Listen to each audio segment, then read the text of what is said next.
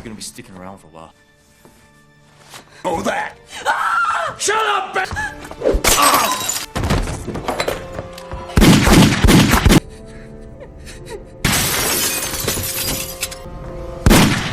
In the opening scene, two men named Leland Jones and William Billy Orser appear. They step out of a room in a small, quiet motel, seemingly located in the rural Midwest of the United States. One of the men said he would check out of the motel. The two didn't look like traveling companions. Leland was in his 50s, while Orser was only in his 20s. A moment later, Leland came out of the motel office, and Orser asked why he had taken so long. Leland explained that he had a small issue with the housekeeper, but it was settled. When Leland tried to order a drink, they realized the container was empty. Leland told Orser to go into the motel office and fill the container from the water cooler. Orser walked inside. There was a bloody handprint on the counter. The motel clerk was slumped in a chair, dead, while the housekeeper lay motionless in a pool of blood on the floor. As Orser was filling the container, a young girl trembling with fear opened the door between the office and the manager's quarters. Orser signaled the girl to stay quiet and calmly shot her. In the next scene, the story introduces Tom Stahl, the owner of a small diner in town. He is married to Edie, a lawyer. They have two children, Jack, who is 16, and Sarah, who is 10. Tom and Edie deeply love and care for their kids. Everyone at the diner knows each other and speaks on a first-name basis. The town appears to be a typical small community in the American Midwest. Jack, a high school student, plays on the school's baseball team.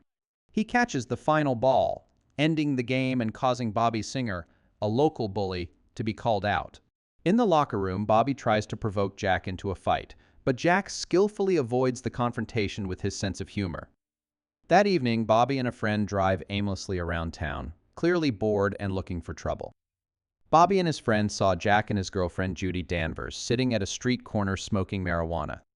They decided to mess with them but almost crashed into a pickup truck.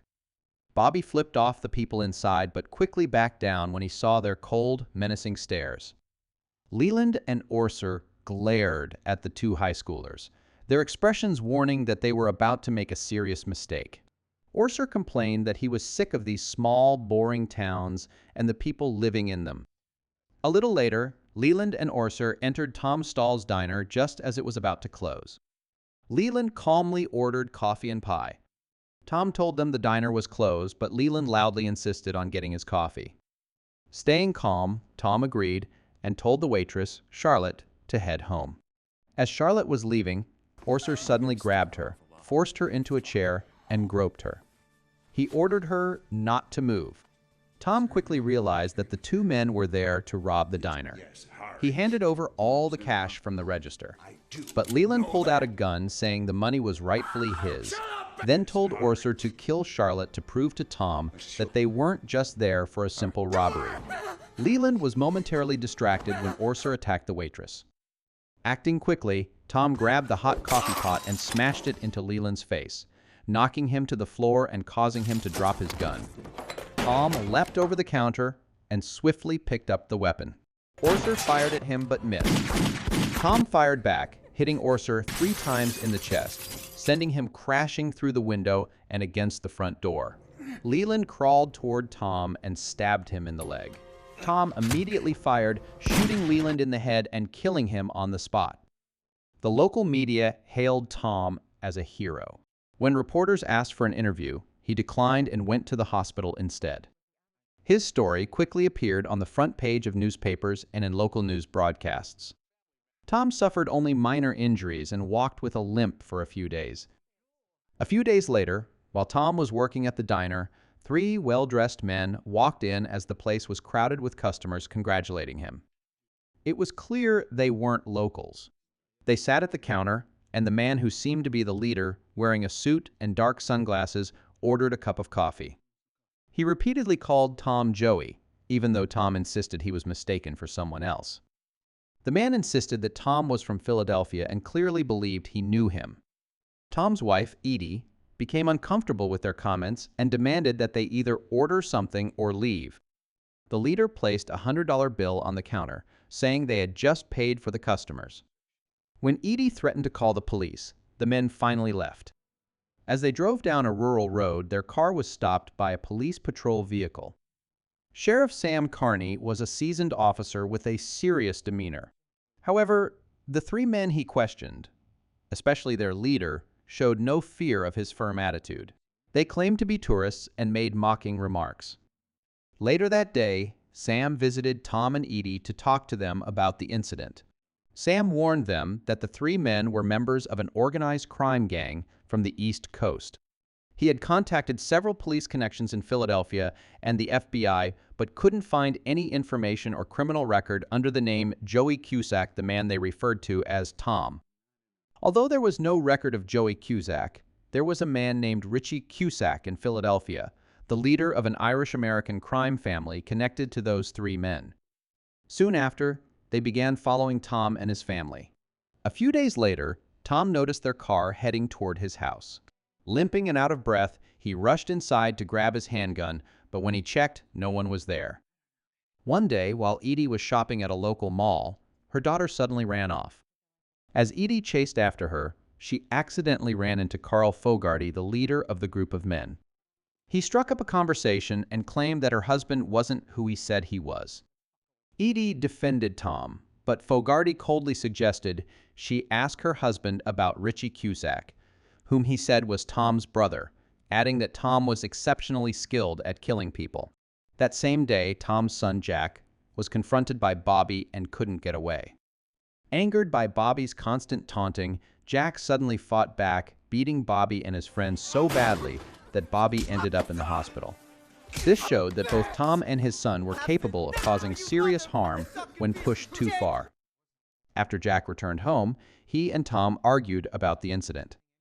Jack mocked his father for shooting the two killers, which angered Tom, and he slapped his son. Jack then ran out of the house.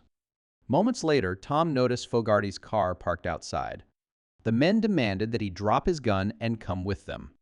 When Tom refused, one of the men stepped out of the car, holding Jack tightly. Fogarty made it clear that he knew who Tom really was and told him he had no choice but to get in the car and drive back to Philadelphia to meet some people. Cornered, Tom was forced to lower his gun. The men then released Jack, who quickly ran inside the house. When they ordered Tom to get in the car, he warned them to leave. One of the two men pointed a gun at Tom's head. From the second-floor window, Edie watched as Tom reacted instantly. He grabbed the man's arm, broke it, and struck his nose repeatedly with the palm of his hand. Then, Tom turned the gun and shot the other man twice in the chest. It was clear that Tom not only knew how to handle weapons, but also fought with deadly intent. Fogarty shot Tom, wounding him in the shoulder and knocking the handgun out of his hand. As Tom fell, Fogarty stepped closer, angrily asking if he had any last words before dying. Tom glared at him and said he should have killed him back in Philadelphia. Fogarty smiled in agreement. Meanwhile, Jack quietly picked up his father's gun, and before Fogarty could pull the trigger, Jack shot and killed him. Tom looked at his son with eyes that seemed to carry the weight of another life he had once lived back in Philadelphia. He took the gun from Jack's hand, then suddenly hugged him tightly to express both gratitude and comfort, as Jack broke down in tears. That night, Edie confronted Tom in his hospital bed, crying and begging him to tell the truth. She told him she had seen him kill Fogarty's two men with his bare hands, moving like a trained professional fighter. Tom confessed that he was actually Joey Cusack, a teenage Mafia hitman. He had left the criminal world years earlier after crossing paths with Fogarty, a man later known as a powerful figure untouchable by any crime family. After that, he changed his name and started a new life as Tom Stahl. Tom also admitted that in the past he had killed people both for pleasure and for money. Although Edie was horrified and furious at Tom's confession, she still defended him when Sam came to their house the next day to ask more about Fogarty. She explained that urban mafia figures were extremely secretive and would never leave Philadelphia or appear in public unless they were certain they had found the right person. Tom was about to confess that he was really Joey Cusack, but Edie suddenly stepped in and continued to defend him. Sam accepted their explanation and left, though he gestured in a way that showed he knew they were hiding something. After Sam left, Edie turned away in anger, slapped Tom, and shouted at him in rage. Tom pushed her down the stairs, and the two ended up in a violent, passionate sexual encounter, a stark contrast to their earlier, playful, and romantic lovemaking scene. That night, while lying in bed, Tom was awakened by a phone call from Richie. Richie made a veiled threat, implying that if Tom didn't come to see him, he would come himself. Early the next morning, Tom left home and drove all day and night to Philadelphia.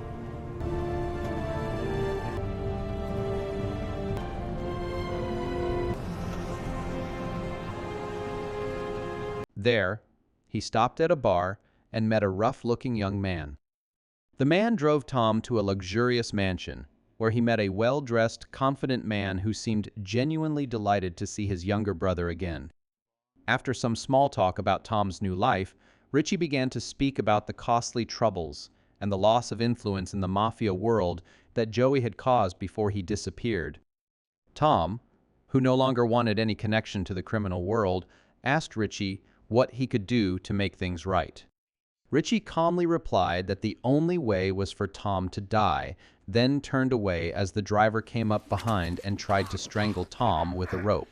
However, Joey had anticipated the move and slipped his hands inside the rope just in time to fight back. Tom kicked Richie's desk backward and killed the driver along with two other bodyguards using only his bare hands. Richie tried to shoot him but missed.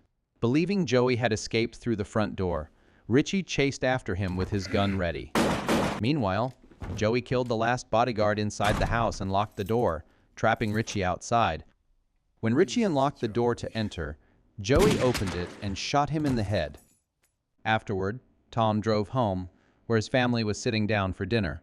Exhausted after 2 days away, he quietly took a seat at the table. His daughter, Sarah, made space for him, while Edie bowed her head, seemingly in silent prayer. Jack sat at the table with his parents, but remained silent. After a moment, Edie looked up at Tom, tears streaming down her face. Tom met her gaze with sadness and regret. They looked at each other in silence, realizing that their relationship had changed forever,